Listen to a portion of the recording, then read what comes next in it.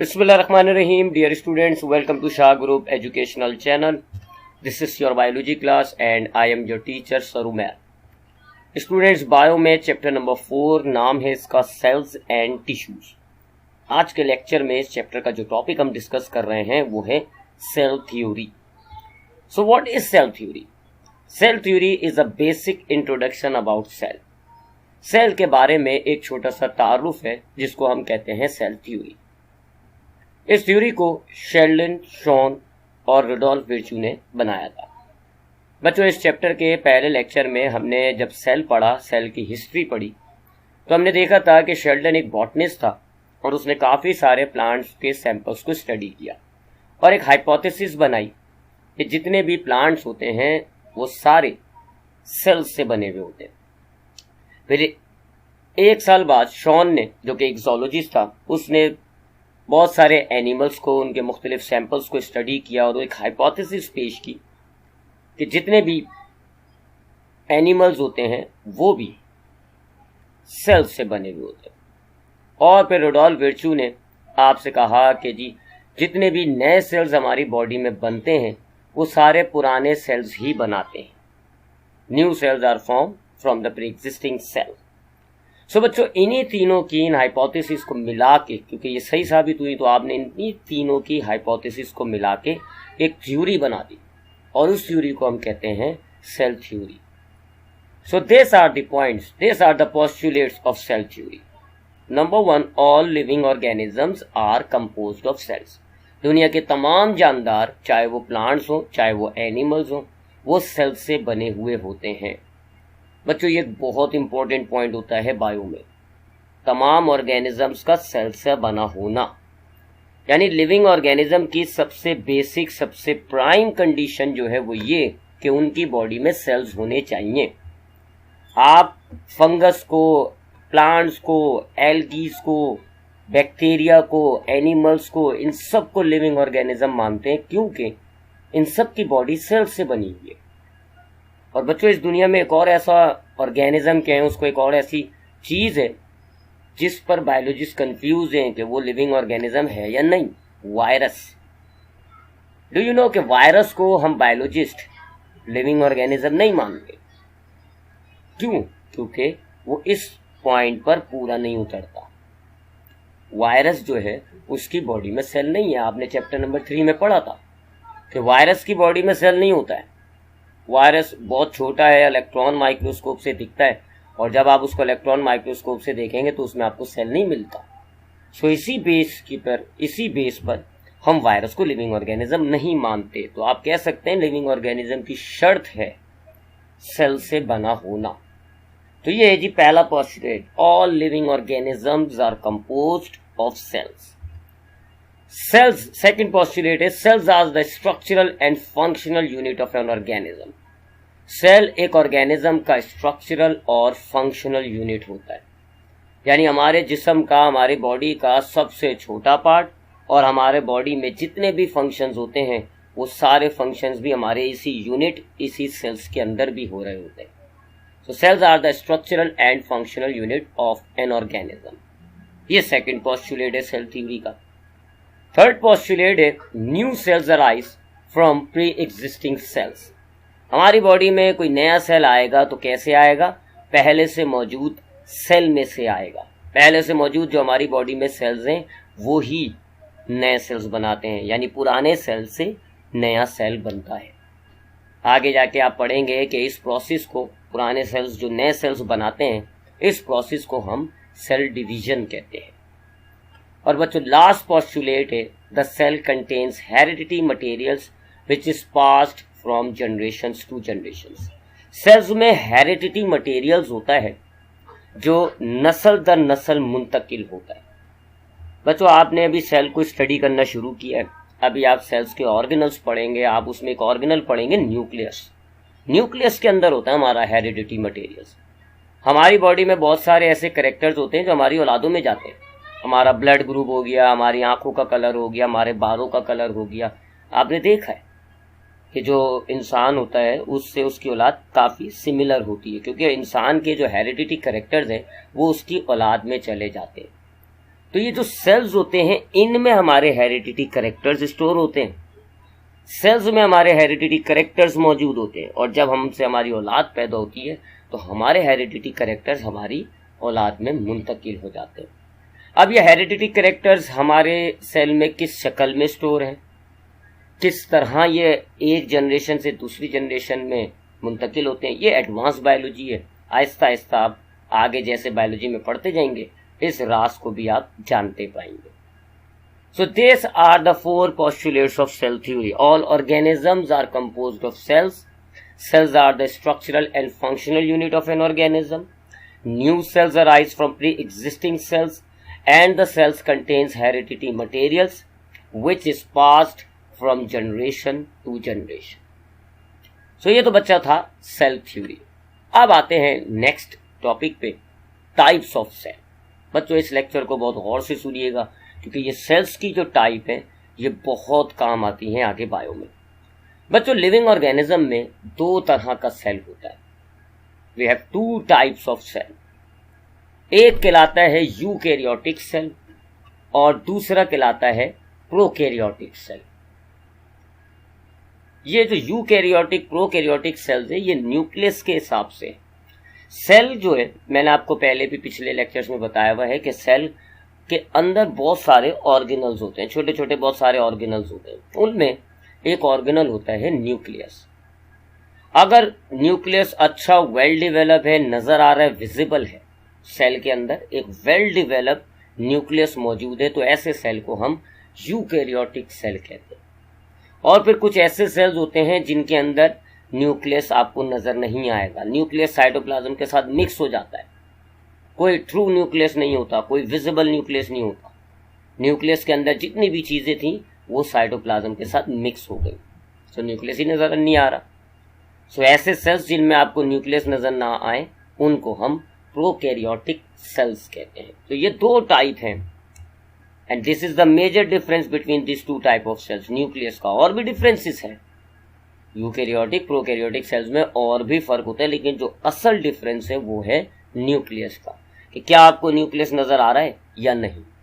Cell में देखा आपको न्यूक्लियस नजर आ रहा है तो आप कहेंगे कि ये एक यूकैरियोटिक सेल है, और अगर आपने देखा सेल में न्यूक्लियस विजिबल नहीं है, आपको नजर नहीं आ रहा, साइटोप्लाज्म के साथ मिक्स हुआ हुआ है, तो फिर आप कहेंगे ये प्रोकैरियोटिक सेल। तो अब जरा स्टडी करते हैं डिटेल में यूकैरियोटिक सेल्स। मैंने आपको कहा, ये देखें आप डायग्राम्स देखें, cells are not empty, cells खाली नहीं है, सेल्स के अंदर बहुत सारे छोटे छोटे पार्ट्स आपको देखें नजर आ रहे हैं। इनमें आपको जो सेंटर में एक गोल बॉल सा एक स्फेरिकल जो पार्ट आपको नजर आ रहा है, let me point it out, ये जो आपको इसमें और इस डायग्राम में देखें, ये रहा, ये जो आपको एक स्फेरिकल पार्ट नजर आ रहा है ना, इसे कहते हैं न्यूक्लियस। देखें इस सेल के अंदर आपको वाज़ेह तौर पे न्यूक्लियस नजर आ रहा है, एक ट्रू न्यूक्लियस मौजूद है, विजिबल भी है, तो ये यूकैरियोटिक सेल है। और अगर ये नजर नहीं आ रहा होता तो फिर हम कहते हैं ये प्रोकैरियोटिक सेल है।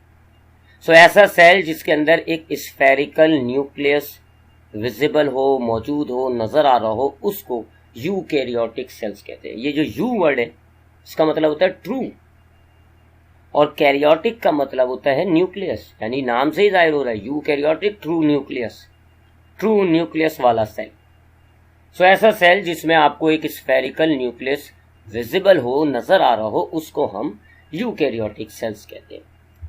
बच्चों इसके अलावा इस यूकैरियोटिक सेल्स के अंदर सिर्फ न्यूक्लियस नहीं बल्कि आपको और भी बहुत सारे डिफरेंट मेम्ब्रेन्स वाले ऑर्गेनल्स नजर आएंगे। देखें आप डायग्राम में, क्या आपको खाली न्यूक्लियस नजर आ रहा है? नहीं, आपको और भी बहुत सारे ऑर्गेनल्स नजर आ रहे हैं। ये देखें, एक ये है ऑर्गेनल, इसको हम माइटोकॉन्ड्रिया कहते हैं, आगे जाके चैप्टर में हम पढ़ेंगे। एक ये है, इसको हम कहते हैं गोल्जी बॉडीज, ठीक है। उसके बाद ये आपको जो न्यूक्लियस के इर्द गिर्द नजर आ रही हैं, ये एंडोप्लाज्मिक रेटिकुलम्स कहलाती हैं। यानी सिर्फ न्यूक्लियस विजिबल नहीं है बल्कि इस सेल में दूसरे मेम्ब्रेन वाले ऑर्गेनल्स भी विजिबल है, मौजूद है, ठीक है। तो not only the nucleus are visible but the membrane bounded organelles are also present. उसके अलावा बच्चों अगर आप इनके न्यूक्लियस को, ये इनका न्यूक्लियस है, डायग्राम में आपको नजर आ रहा है, अगर आप इनके न्यूक्लियस के अंदर जाएं, आप इनके न्यूक्लियस के अंदर झांकें तो आपको उनमें लंबे लंबे क्रोमोसोम्स नजर आते हैं। मैंने अभी आपको सेल थ्योरी में कहा था कि हमारे सेल्स में हेरिडिटी कैरेक्टर्स स्टोर हुए हुए होते हैं। हमारी जो हेरिडिटी इंफॉर्मेशन होती है, जो हमारी नस्ल में जाएगी, हमारी औलादों में जाती है, हेरिडिटी इंफॉर्मेशन हमारे सेल में स्टोर होती है। तो बच्चों, वो कहाँ है? वो इस न्यूक्लियस में मौजूद ये जो क्रोमोसोम्स हैं इनमें होती है। लेफ्ट साइड की डायग्राम क्रोमोसोम्स की है, ठीक। सो हमारे सेल में ये जो यूकैरियोटिक सेल है, इनके अंदर जो न्यूक्लियस है, जब आप न्यूक्लियस में जाएं तो आपको क्रोमोसोम्स नजर आएंगे। इनके जो क्रोमोसोम्स प्रोकैरियोटिक सेल्स में भी होंगे, ठीक है। यहाँ फर्क नहीं है कि क्रोमोसोम यूकैरियोटिक में उनमें नहीं है, उनमें भी क्रोमोसोम में वेल डेवलप नहीं है, बट है। ये जो यूकैरियोटिक सेल है, इनके न्यूक्लियस के अंदर जो मौजूद क्रोमोसोम है उनका शेप लीनियर होता है, लंबे लंबे होते हैं और डिप्लॉयड नंबर में होते हैं। डिप्लॉयड का मतलब है पेयर फॉर्म में, 2, 4, 6, 8, 16, 20, 46, 48 ऐसे, ठीक है। यूकैरियोटिक सेल्स के न्यूक्लियस में क्रोमोसोम्स मौजूद हैं जिसके अंदर हमारी हेरिडिटी इंफॉर्मेशन स्टोर हुई हुई होती है। यूकैरियोटिक सेल्स के जो क्रोमोसोम्स हैं, एक उनका शेप लीनियर होगा और दूसरी बात डिप्लॉयड नंबर में होंगे, यानी पेयर की फॉर्म में होंगे। याद रखिएगा, प्रोकैरियोटिक सेल्स में भी क्रोमोसोम्स होंगे, बट वो ना तो एग्जैक्ट बिल्कुल यूकैरियोटिक सेल्स की तरह बने हुए होते हैं, ना ही वो लीनियर होंगे, ना ही वो डिप्लॉयड नंबर में होंगे। इन्हीं तीन बातों का फर्क होगा। सो यूकैरियोटिक सेल्स के न्यूक्लियस में वेल डेवलप क्रोमोसोम्स मौजूद होते हैं, लीनियर शेप होता है उनका और डिप्लॉयड तादाद में होते हैं। ये तीसरा मेजर पॉइंट हो जाता है। अब चूंकि आपने देखा कि यूकैरियोटिक सेल्स के अंदर एक विजिबल गोल स्फेरिकल न्यूक्लियस भी है, फिर जो मेम्ब्रेन बाउंडेड ऑर्गेनल्स हैं वो भी बहुत सारे मौजूद हैं, फिर न्यूक्लियस के अंदर आपको देखा लीनियर और डिप्लॉयड क्रोमोसोम्स भी हैं, तो ऑब्वियसली बात है कि ये सेल अंदर से बड़ा कॉम्प्लेक्स नजर आ रहा होता है। देखें आप डायग्राम में, काफी कॉम्प्लेक्स, काफी मुश्किल, काफी भरा हुआ नजर आ रहा होगा आपको। So they cells are complex and larger in size. इनका साइज भी प्रोकैरियोटिक सेल की निस्बत काफी बड़ा होता है। इतना बड़ा नहीं कि आपको ये आंखों से नजर आ जाए। अब भी आपको इस अगर आपने सेल्स को देखना है तो माइक्रोस्कोप चाहिए होगा, बट हाँ, इसका साइज प्रोकैरियोट से बड़ा होता है। इसका साइज तकरीबन 10 से 100 नैनोमीटर होता है डायमीटर। स्फेरिकल अगर हम लें सेल, तो स्फेरिकल सेल का जो डायमीटर होगा वो तकरीबन 10 से 100 नैनोमीटर तक का होता है। ये प्रोकैरियोटिक से बड़े होंगे, इनका साइज प्रोकैरियोटिक से बड़ा है और ये काफी कॉम्प्लेक्स सेल्स हैं। तो ये होते हैं यूकैरियोटिक सेल्स, ठीक है। मैं दोबारा रिपीट करता हूं, यूकैरियोटिक सेल्स के अंदर आपको एक स्फेरिकल न्यूक्लियस मिलेगा, विजिबल होगा, नजर आ रहा होगा। मेम्ब्रेन वाले जो ऑर्गेनल्स हैं वो भी आपको सारे विजिबल होंगे, नजर आ रहे होंगे, वाज़े तौर पे आपको नजर आ रहे होंगे। इनके सेल, इनके जो न्यूक्लियस है उनके अंदर होते हैं जी क्रोमोसोम्स, वेल डेवलप क्रोमोसोम्स होते हैं। इनके क्रोमोसोम्स लीनियर शेप के होते हैं और डिप्लॉयड नंबर में होंगे। ये सेल्स काफी कॉम्प्लेक्स होते हैं और प्रोकैरियोटिक से इनका साइज बड़ा होता है। इनका डायमीटर तकरीबन 10 से 100 नैनोमीटर के लगभग होता है। बच्चों, ये वाला जो सेल है यूकैरियोटिक सेल, यह आपको दुनिया में सिर्फ बैक्टीरिया आप हटा दें, बैक्टीरिया और एक और होता है सियानोबैक्टीरिया, इन दोनों को हटा दें तो बाकी दुनिया में जितने भी लिविंग ऑर्गेनिजम्स हैं सब में आपको ये यूकैरियोटिक सेल मिलेगा। यानी फंगस में, एल्गीज में, प्लांट्स में, लोअर एनिमल्स में, हायर एनिमल्स में, वर्टिब्रेट्स में, इनवर्टिब्रेट्स में, दुनिया के हर ऑर्गेनिज्म में ये वाला सेल मौजूद है, यूकैरियोटिक सेल। बस सिर्फ दो को छोड़ दें, बैक्टीरिया और सियानोबैक्टीरिया, ठीक है। उन दोनों में वो दूसरी टाइप वाला सेल है प्रोकैरियोटिक। तो अब उसकी तरफ आते हैं, प्रोकैरियोटिक सेल्स, ठीक है। शुरू में ही बता चुका हूं, पहले बात तो इसके जरा नाम पर गौर करें। प्रो मतलब होता है नॉट ट्रू यानी फॉल्स, कैरियोट का मतलब होता है न्यूक्लियस यानी फॉल्स न्यूक्लियस। बच्चों, इनके अंदर बेसिकली देखा जाए तो न्यूक्लियस जो है वो इनके साइटोप्लाज्म में मिक्स हो जाता है, ठीक है। इनके अंदर गोल न्यूक्लियस कह लें आप, था, खत्म हो गया, फिनिश हो गया, मिक्स हो गया। आपको स्फेरिकल न्यूक्लियस इनमें नहीं मिलेगा। अगर आप इन सेल्स को देखेंगे तो आपको कोई गोल स्फेरिकल न्यूक्लियस आपको कहीं पर भी पूरे सेल के अंदर कहीं नहीं मिलेगा। So they do not have a well defined true visible nucleus. इनके पास कोई अच्छा वेल डिवेलप गोल बना हुआ विजिबल न्यूक्लियस नहीं है। बस आप इसके सेल में झांकेंगे, आपको सिर्फ क्रोमोसोम्स नजर आ रहे होंगे, राइबोसोम्स नजर आ रहे होंगे, बस। इवन के इनके अंदर जो दूसरे मेम्ब्रेन वाले ऑर्गेनल्स जो हमें यूकैरियोटिक सेल्स में नजर आ रहे थे, इनमें वो भी नहीं है। Mitochondria, Golgi bodies, endoplasmic reticulum, वो भी नहीं मिलेगा आपको।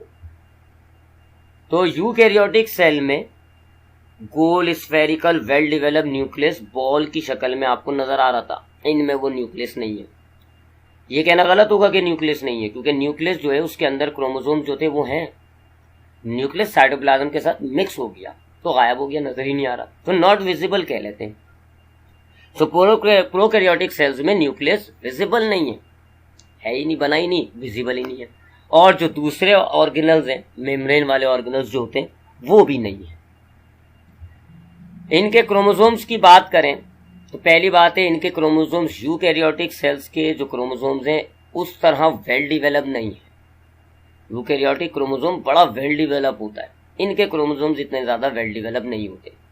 इनके क्रोमोसोम्स का शेप होता है सर्कुलर, गोल होते हैं, फिर वो क्वाइल कर जाते हैं, ट्विस्ट हो जाते हैं, और सिंगल क्रोमोसोम होता है। अब ये डिफरेंस हो रहा है, यूकैरियोटिक में लीनियर क्रोमोसोम था, लंबाई वाला, इनमें सर्कुलर क्रोमोसोम है जो ट्विस्ट हुआ हुआ है। फिर यूकैरियोटिक में ना पेयर की फॉर्म में होते हैं क्रोमोसोम, 2, 4, 6 इस तरह डिप्लॉयड हमने कहा, जबकि इनमें खाली एक ही क्रोमोसोम होता है, सिंगल क्रोमोसोम होता है। ठीक, तो इनके अंदर वेल डेवलप क्रोमोसोम नहीं है, बट क्रोमोसोम प्रेजेंट जरूर है। और ये देखें, ये बीच में जो आपको नजर आ रहा है ना, ये है, और सर्कुलर फॉर्म में होते हैं, ट्विस्ट हो जाते हैं, और सिंगल क्रोमोसोम होता है। फिर बच्चों, अब इनके अंदर जाहिर है, इनके अंदर ना तो आपको न्यूक्लियस नजर आ रहा है, ना ही आपको बाकी जो ऑर्गेनल्स हैं वो नजर आ रहे हैं, बस आपको सिर्फ 2-3 चीजें मिलेंगी। सर्कुलर क्रोमोसोम होगा ट्विस्टेड फॉर्म में, छोटे छोटे से राइबोसोम्स मिलेंगे, या वैक्यूल्स वगैरह भी बस मिल जाएंगे। सो चूंकि इनके सेल्स में बहुत कम चीजें हैं, लिहाजा ये सेल काफी सिंपल होता है और साइज में भी छोटा होता है।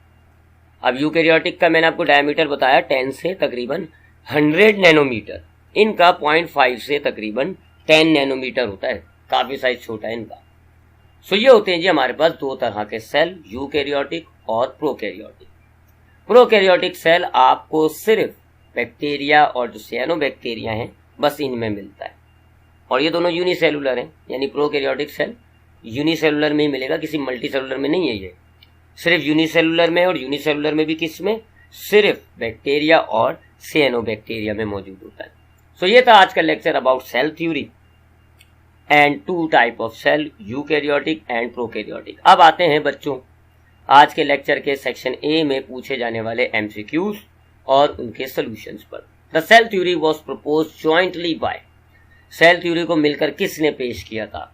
ये 4 पेयर्स बता रहे हैं आपको, Schleiden Schwann, Robert Hooke, Galileo, Robert Brown, Mendeleev, या नन ऑफ दीज। तो बच्चों यहाँ एक नाम तो मिसिंग है, पहली बात है रुडोल्फ विर्च्यू। सो यहाँ सिर्फ 2 की बात हो रही है, तो इन 2 में से देखा जाए तो शेल्डन और शॉन ने सेल थ्योरी को प्रपोज किया था, बट देखा जाए तो रुडोल्फ विर्च्यू भी शामिल होगा इसमें। This feature is common between prokaryotic and eukaryotic sales. Eukaryotic और प्रोकैरियोटिक सेल्स में क्या चीज कॉमन है, यानी दोनों में होगी। देखिए न्यूक्लियस, ये तो हमने बात की है, तो डिफरेंस था कि जी न्यूक्लियस विजिबल होता है यूकैरियोट में, प्रोकैरियोट में न्यूक्लियस नहीं है। यूकैरियोट में ऑर्गेनल्स हैं, प्रोकैरियोट में ऑर्गेनल्स नहीं है। यूकैरियोट में लीनियर डिप्लॉयड क्रोमोसोम है, प्रोकैरियोट में सर्कुलर सिंगल क्रोमोसोम है। ये तो डिफरेंस था, सिमिलैरिटी पूछी जा रही है, ऐसी क्या चीज है तो दोनों में मौजूद होगी। सो बी ऑप्शन जो है प्रेजेंस ऑफ न्यूक्लियस, ये तो नहीं है क्योंकि प्रोकैरियोट में न्यूक्लियस नहीं है। सी ऑप्शन जो है प्रेजेंस ऑफ सेल वॉल, तो सेल वॉल तो यूकैरियोटिक सेल्स के सारे सेल्स में भी नहीं होती, कुछ सेल्स होते हैं एनिमल्स के सेल, उनमें सेल वॉल नहीं होती। प्लास्टिड का भी यही माजरा है। लेकिन ये जो राइबोसोम है, ऑप्शन ए राइबोसोम एक ऑर्गेनल होता है, इस चैप्टर के आगे जाके इस चैप्टर में हम पढ़ेंगे राइबोसोम्स के बारे में। ये एक बहुत छोटा सा ऑर्गेनल होता है, प्रोटीन बनाता है, और बच्चों ये ऑर्गेनल दोनों में होगा, प्रोकैरियोटिक में भी और यूकैरियोटिक में भी, दोनों में होता है, बस जरा साइज का फर्क होता है। और यूकैरियोटिक में ये साइटोप्लाज्म में भी फैला हुआ होता है और एंडोप्लाज्मिक रेटिकुलम से चिपका हुआ भी होता है, जबकि प्रोकैरियोट में चूंकि एंडोप्लाज्मिक रेटिकुलम नहीं होते तो उनके सिर्फ साइटोप्लाज्म में मिलेगा। ठीक है, बहरहाल दोनों में होगा जरूर। तो presence of ribosome is the common feature between prokaryotic and eukaryotic cells. Next MCQs है, it is the example of eukaryotes. इनमें से यूकैरियोटिक की एग्जाम्पल कौन है? Spirogyra, agaricus, mustard plant or all of them. Spirogyra बच्चों एक algae होता है, एगैरिकस एक फंगस होता है, मस्टर्ड प्लांट एक पौधा है। और हमने बात की कि ये एल्गीज, फंगस और प्लांट्स ये सारे यूकैरियोट्स होते हैं, इनमें यूकैरियोटिक सेल होता है, लिहाजा ये तीनों ही यूकैरियोटिक सेल हैं, ये यूकैरियोट्स हैं, यानी इनमें यूकैरियोटिक सेल पाया जाएगा। अब आते हैं बच्चों आज के लेक्चर के सेक्शन बी यानी शॉर्ट क्वेश्चंस की तरफ। Question number 1, write the postulates of cell theory. Cell theory के आपने पोस्टुलेट्स निकले हैं। तो ये आपने एक छोटा सा पहले इंट्रोडक्शन दिया, combined effort of Belgian botanist Schleiden, zoologist Schwann और एक फिजिशियन थे रुडोल्फ वर्च्यू। इनकी कंबाइंड एफर्ट से आपने सेल थ्योरी बनाई। सेल थ्योरी के जो मेन पोस्टुलेट्स हैं वो क्या हैं? All living organisms are made up of one or more cells. Cell is the fundamental structural and functional unit of all living organisms. New cells is derived from pre-existing cells, dividing into two by division. Cell contain hereditary materials which is passed from generation to generation. तो ये आपके 4 cell theory के postulates आ जाते हैं। Next question है, what are the types of cell. Cells की types के बारे में पूछा जा रहा है, सिर्फ टाइप्स के बारे में पूछा जा रहा है, तो सिर्फ हम इनकी डेफिनेशंस यहाँ पर बयान करते हैं। There are 2 types of cell, prokaryotic cell, eukaryotic cell. Prokaryotic cell क्या है? A cell which does not possess true nucleus and membrane bounded organelles is called prokaryotic cell. एक ऐसा सेल जिसमें ट्रू न्यूक्लियस नहीं होता और ना ही मेम्ब्रेन बाउंडेड ऑर्गेनल्स होते हैं, उसको हम प्रोकैरियोटिक सेल कहते हैं।